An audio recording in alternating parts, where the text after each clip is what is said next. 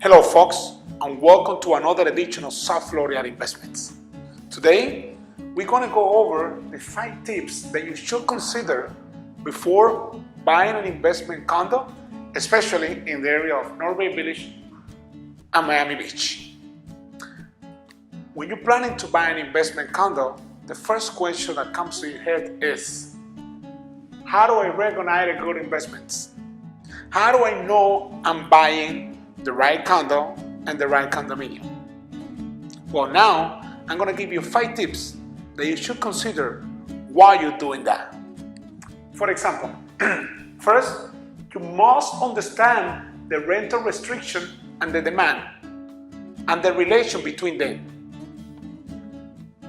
I'll give you an example. If you're buying a condo that is located on the building with beach access, then you have to make sure that that building allows weekly and monthly rental. Why? Because in those type of buildings, especially in this area, the high demand is for short-term rentals. So you end up buying a condo in a place that only allows 6 months to a year rentals when the high demand is for short-term rentals. So it's going to be more difficult for you to rent out the units.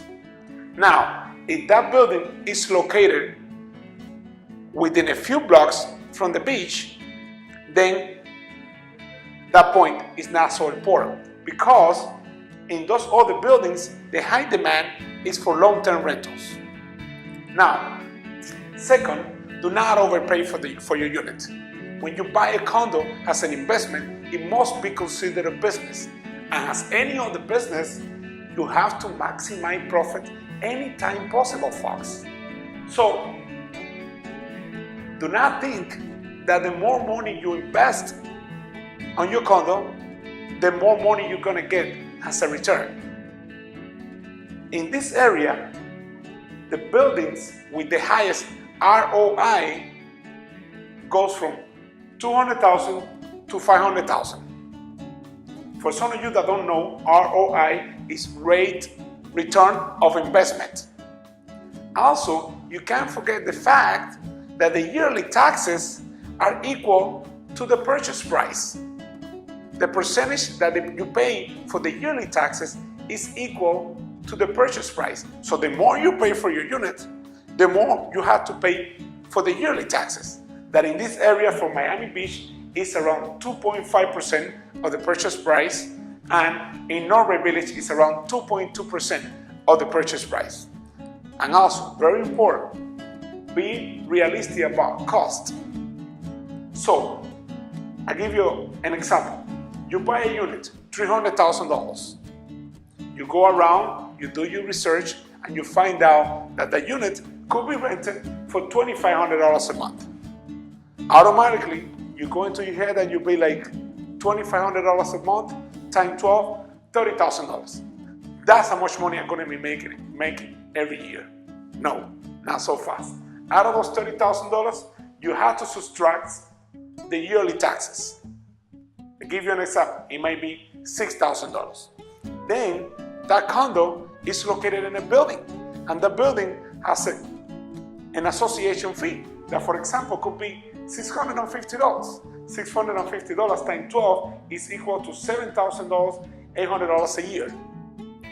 And if you decide to hire a real estate agent, what I would highly recommend, they usually charge 1 month for their service.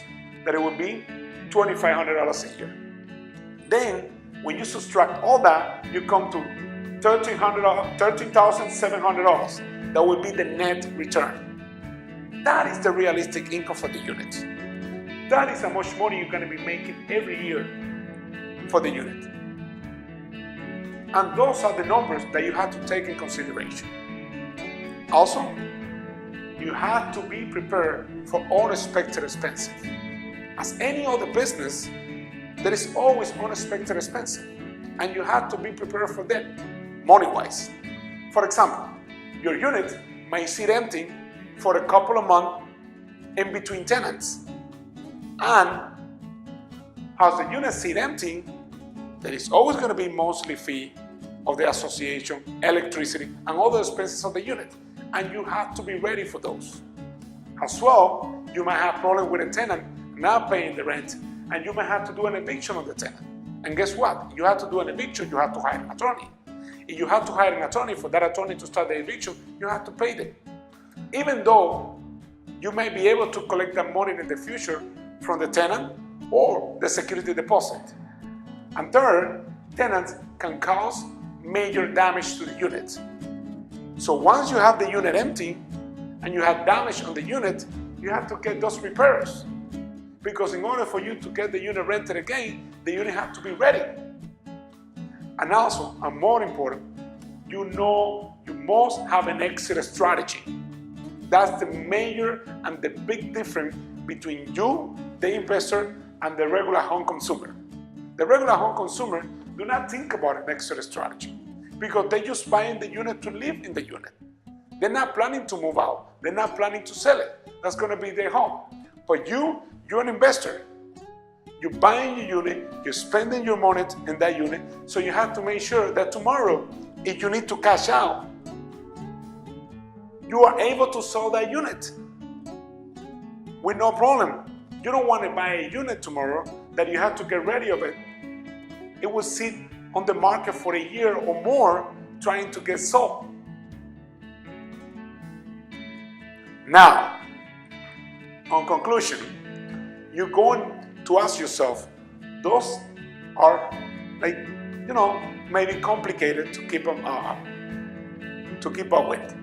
And there is a high probability that you may shift in the wrong direction following this, especially if you're not an expert. So what do? You hire a real estate agent. Do not be concerned about the fee and the cost of a real estate agent when you're buying a property, because when you are buying a property, the fee of the real estate agent is paid by the seller. But now that you're able to hire a real estate agent, you got to make sure you hire the right one. Make sure you hire an expert. You got to make sure that you're not going to hire an agent that will get you into a deal, that will get you into a wrong deal to make a quick commission. So how do you know that agent is an expert? Because today's day, every agent claims to be an expert, right? Well, you interview with that agent. You ask him a few questions. For example, what do you know about the area? How many condos were sold last quarter in the area? Which building would you recommend for me? Why do you recommend that building and not the one across the street? What are the regulations for the building? How's the inventory about the building? How many units active for sale? How many units active for rent? How many units were sold last year? How many units were rented last year? Do you have any other investor that has worked with you in the past in any of these buildings? Can you give me their phone numbers so I can call them for reference? Folks, if they cannot answer those questions for you off the top of his head, then that person shouldn't be working for you. Once again, folks, you can download a hard copy of this report by clicking on the link below. Thank you for watching and make it a great day.